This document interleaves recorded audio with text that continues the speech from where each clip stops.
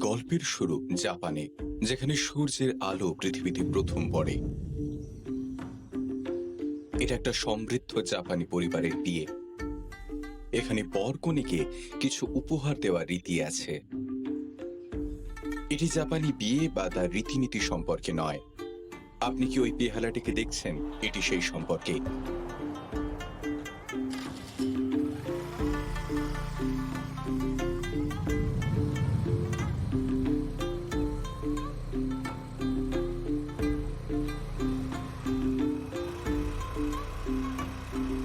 এর দাম প্রায় ৮ লক্ষ